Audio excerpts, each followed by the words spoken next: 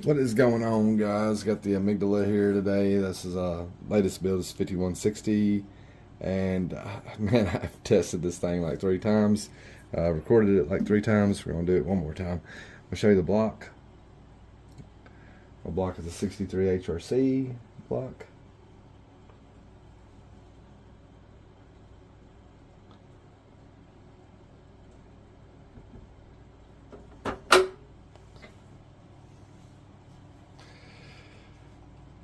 No.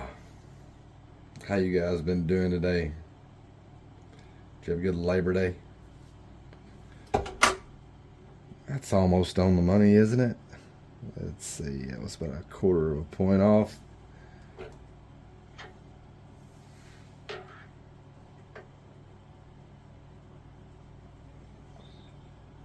And actually, I don't know if you guys noticed or not, but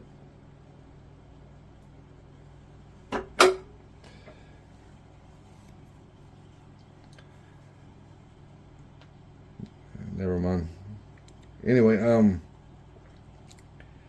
yeah, this Amygdala, we're gonna send it to Scab. I may send it to Bob DeMarco as well. Got an interview with him on September the 18th, and I'm not sure what day it'll go live. I'm assuming the following Sunday or Monday. There we go. That's 63 on the money. When we tested the handle on this knife, it was like 61, and tested right here. It was like 59. I recorded it a few times, and it's not. Yeah, it's just been because the video just keeps getting interrupted. But it's not a huge deal. It's just family life. But I'm gonna test it again. I'll just test it over here in the middle of the blade this time. Probably got 5 fucking holes in it at this point. But we're just gonna go with whatever we get.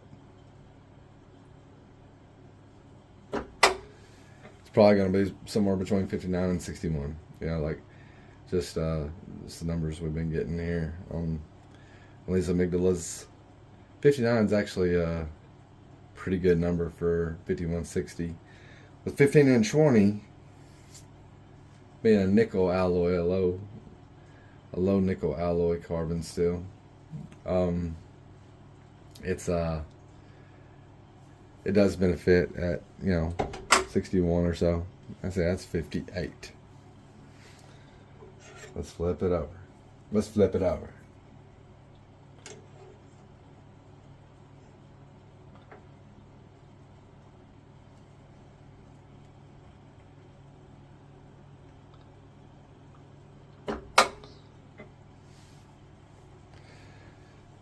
Anyway,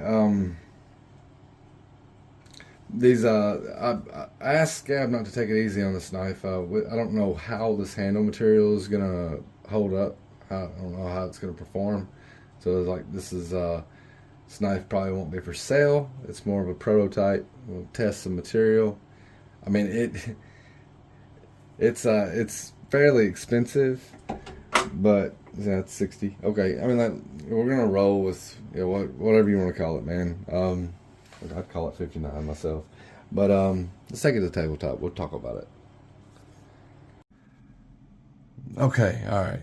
So anyway, this 5160 got a I did a ferric chloride finish on it. I just dipped it in ferric chloride, then I stone washed it. I really like the way that turned out. I tested another blade before I went with this finish on this knife.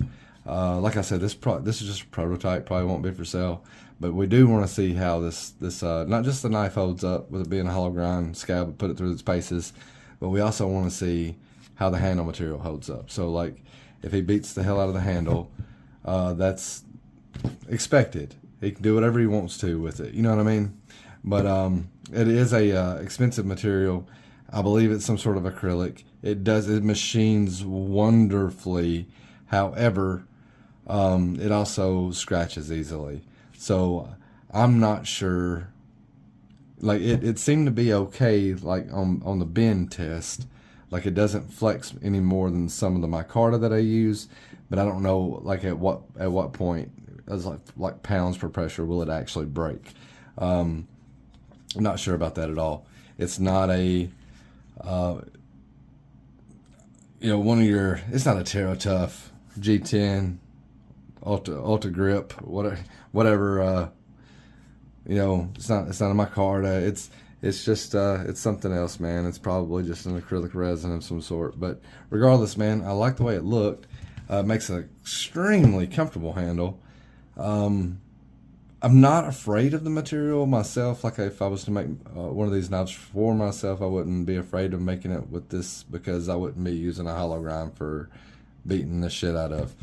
I got the other Amygdala back here. If I wanted to chop something, I'd use a flat grind myself. But anyway, I do want to see what it's capable of. So, got to get that sent to Scab. I may send it to DeMarco first. Like I said, we got an interview with him coming up on September the 18th. Not sure what day it'll air. That's the Knife Junkie podcast. But anyway, man, lots of debate today. Erica dropped a video. Erica EDC. I didn't watch it. I haven't watched it yet. I watched about the first couple minutes, and I got in the comments, and I was like, okay, all right, yeah, I'm gonna have to spend some time with this. So like, I'm kind of preemptively gonna guess what it's about, and I'm guessing she's wrong about 1095. Like, that's the title of the video, I believe. What's crazy to me is everybody, like 1095 seems to be one of those, when people think about a good carbon steel, people think about 1095, and they think that it's better than other carbon steels.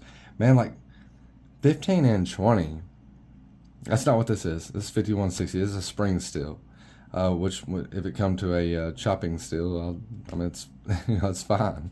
Like I said, this might not be a chopping blade, but it's it should be fine. It should be forgiving. And at 58 to 60 HRC, it's right where it needs to be for toughness. It's plenty tough, but like if you start looking up on Google, like what type of steel holds an edge the longest, which is what most of us are concerned about, and stainless steel is not going to pop up. It's just not. Carbon steels pop up, and out of the carbon steels, one carbon steel has to be the king, right? And that king is 15 and 20. That's what the Raptor is made out of. I don't have one of those back here, but that is the steel. If you look up tough, like what type of steel should I use if I'm concerned about toughness when it comes to a knife? Carbon steel pops up, and again, the king of the carbon steel for toughness and edge retention is 15 and 20. It's the component inside of the Damascus that enables Damascus to be able to chop like other like nails and shit like that in half without taking any kind of damage to the edge at all. You're not going to get that with a stainless. Seeing people in the comments over there like comparing stainlesses to carbon steels, it's like it seems elementary. It's okay, man. I love stainless steels. I do. I really do. But like, if you're looking for like edge retention, why look any further than like a Rex 76, or something to that extent, But when it comes to carbon versus stainless, there's just no comparison. There's no comparison. Like if you want your edge to last the longest, and like you also want to be able to sharpen your edge easily. You don't have to keep it from rusting. That's going to be your enemy, is keeping it from rusting. And if you can do that, if you can take care of your knife, like we'll just presume that you're an adult who's made a conscious decision to buy a knife that's in high carbon steel for the performance. Now, I would say you're a savvy buyer. It's usually cheaper. It's easier to work with. It's easier to sharpen. It's tougher. Doesn't break as easy. Doesn't chip as easy. And it will outcut most stainless steels. When I say most, maybe Magna Cut at 64, 65. That seems to be the industry standard of being the god still. I don't know. I've actually had really good luck out of a Raptora in 15 and 20 at 63 and a half. This is one of them that I heat treated. Yeah, it's outperforming my MagnaCut at 64 and a half. So like, I mean, maybe we ain't ready to talk about that. But anyway, man, I just wanna put this out there. It's going to Scab. May go to DeMarco first. I have to talk to these gentlemen, see what's going on. If Scab can squeeze it in real quick, and then get it to DeMarco, then it'll go to Scab first. If Scab needs a few weeks to prepare, because he's probably got knives out the ass. Scab always has knives out the ass. He's waiting on. Then it'll probably go to DeMarco first, and whenever DeMarco gets done with it, I'll just have him send it to Scab. So like in the near future, we'll have some testing done on this knife.